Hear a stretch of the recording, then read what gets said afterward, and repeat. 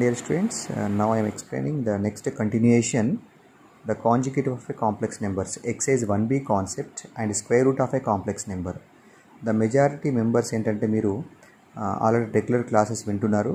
అది అండర్స్టాండ్ అయిన వాళ్ళు ఎవరో ఒక్కరు 1 to 3 మెంబర్స్ మాత్రమే నోట్స్ సెండ్ చేయడం జరుగుతుంది. మిగతా వాళ్ళు ఎవరు కూడా సరిగా ఫాలోఅప్ చేయట్లేదు, నోట్స్ సెండ్ చేయట్లేదు, అండర్స్టాండ్ అయింది లేదు కూడా నాకు ఇన్ఫర్మేషన్ ఇవ్వట్లేదు. అందుకే మీకోసం ఈ క్లాస్ ఎక్స్ప్లెయిన్ చేస్తున్నా, క్లియర్గా విని నాకు నోట్స్ సెండ్ చేయండి. Conjugate of A complex number. What is a conjugate? మనకు ఆల్రెడీ తెలుసు, కాంప్లెక్స్ నెంబర్ ఫామ్ అనేది z = x + iy or a + ib be any complex number, then conjugate of z is denoted by z bar. పైన రాసిన చూడండి, bar అని z బార్తో denote చేస్తాము. Simple, z bar is equal to x - iy.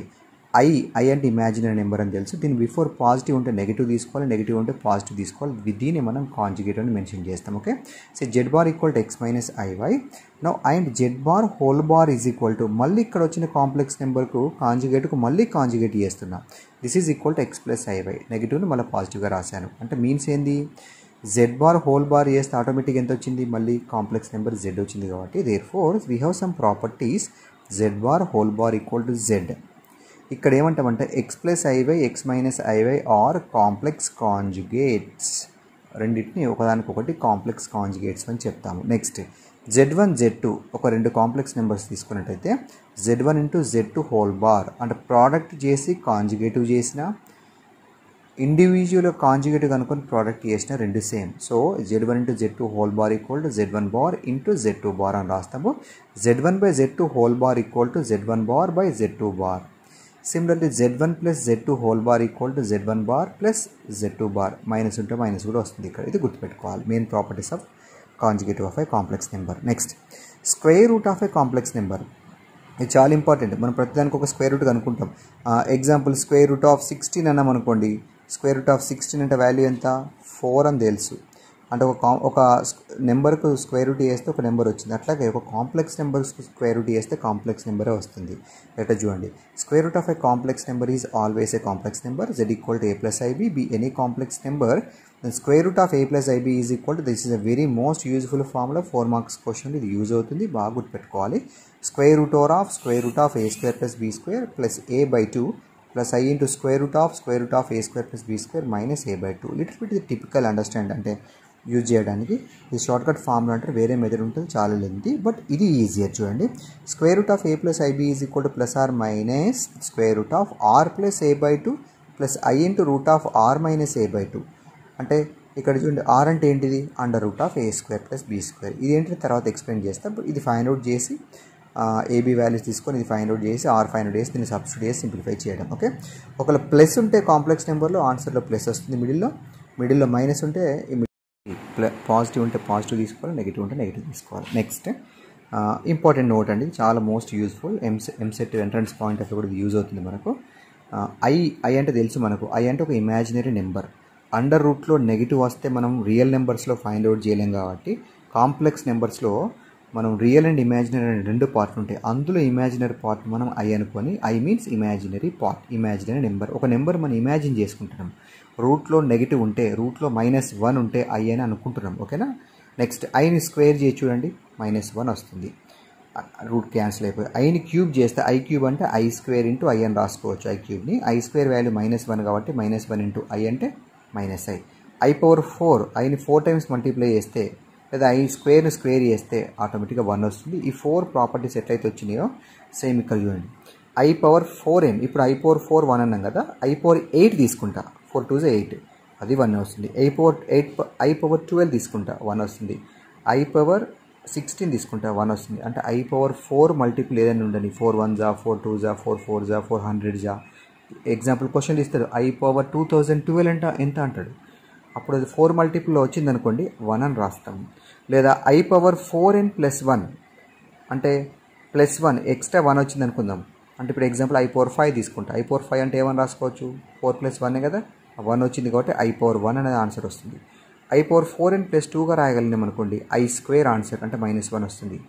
i⁴n + 3 ఒక నెంబర్ రాయగలిగితే that is i cube అంటే minus i వస్తుంది. ఇది ఏంటిది అనేది మీకు రావడానికి ఫర్దర్ అండర్స్టాండ్ అవుతుంది. నెక్స్ట్ కంటిన్యూ చూడండి. ఎక్సైజ్ 4Bలో కొన్ని హోంవర్క్ అసైన్ చేస్తున్నా, కొన్ని ఎక్స్ప్లెయిన్ చేస్తున్నా. కొద్దిగా ఫాస్ట్గా వీడియోలో ఎంత ఎక్కువ అవుతుంది కాబట్టి ఫాస్ట్గా ఎక్స్ప్లెయిన్ చేస్తా, ట్రై చేయండి అండర్స్టాండ్ చేయడానికి.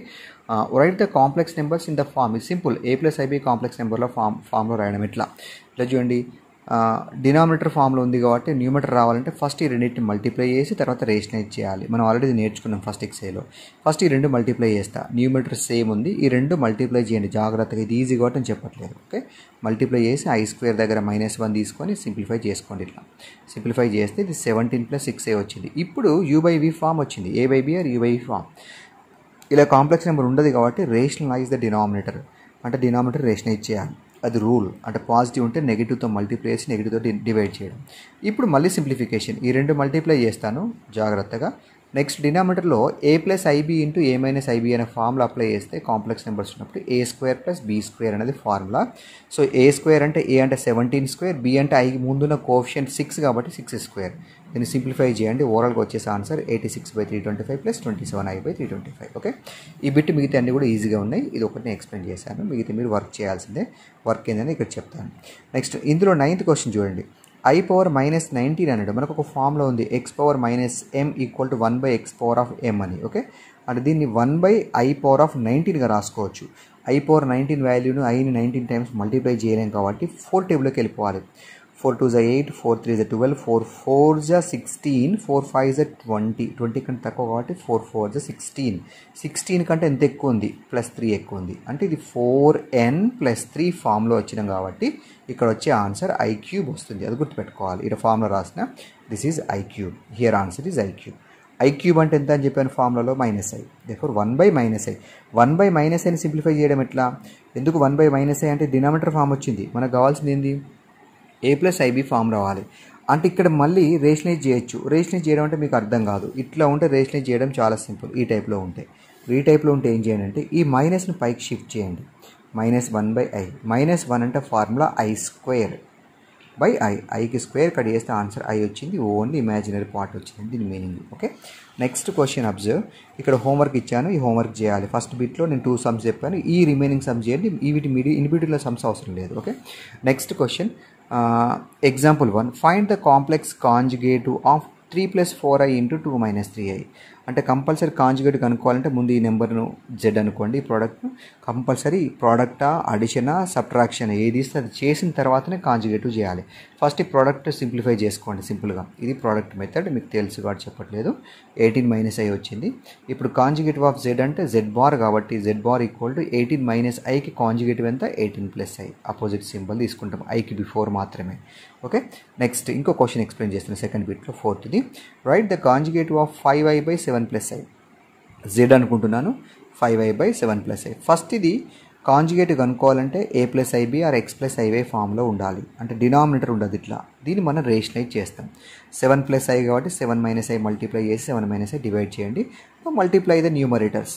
5 × 7 35i - 5i × I అంటే 5i² by denominator A+B × A-B. మనకు ఫామ్లు ఇంతకుముందు చెప్పిన ఆ ఫామ్ల రూల్ ప్రకారం A² + B². A² అంటే 7², B² అంటే I కాదు, B అంటే Iకి ముందున్న కోఎఫిషియంట్. ఎందుకంటే మనం దేంతో కంపేర్ చేస్తామంటే A+IBతో కంపేర్ చేస్తాం. Iకి బిఫోర్ B ఉంది, ఇక్కడ Iకి బిఫోర్ ఏం లేదంటే 1 ఉందని మీనింగ్ ఇక్కడ.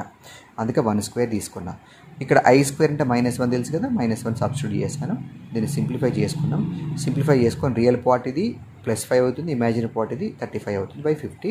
ఇందులో 5 కామన్ రాసి దీన్ని క్యాన్సిల్ చేశాను. ఎంత వచ్చింది? ఇది Z అనే నెంబర్.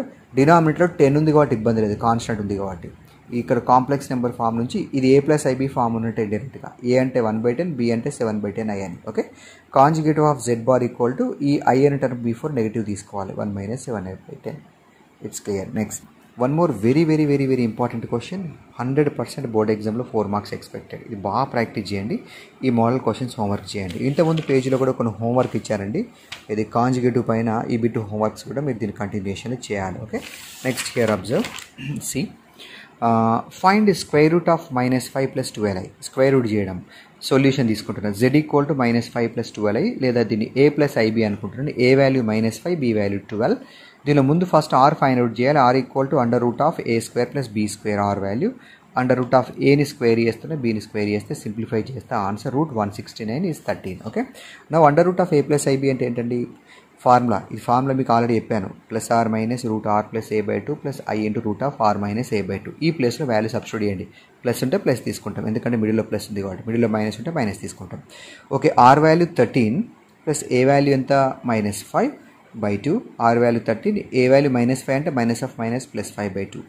13 - 5 అంటే 8/2, హియర్ 18/2. క్యాన్సిల్ చేస్తే 4, here 9. √4 is 2, √9 is 3. Final answer is √(-5 + 12i) is ±2 + 3i. ఇంకొకటి అండి, ఎంసెట్లో షార్ట్ కట్ చేయాలి. ఎట్లా?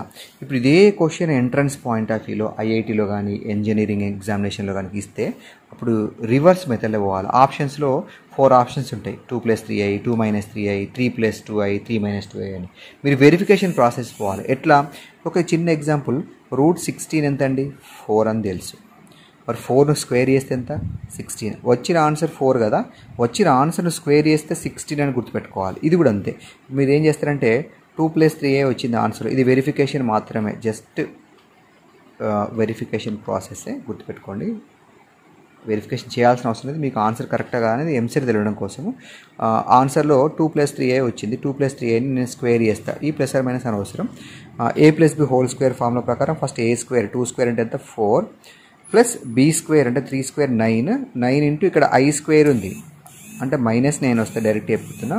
i స్క్వేర్ -1 కాబట్టి -9, plus 2ab, 2 2s are 4, 4 3s are how much? 9 అంతే కదా.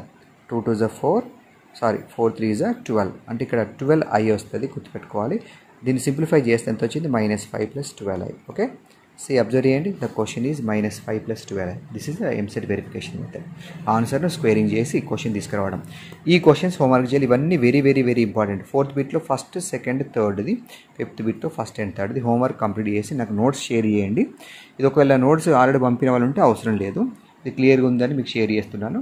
దీని కంటిన్యూషన్ నాకు ఒకవేళ టైం అనుకూలిస్తే సెండ్ చేస్తా.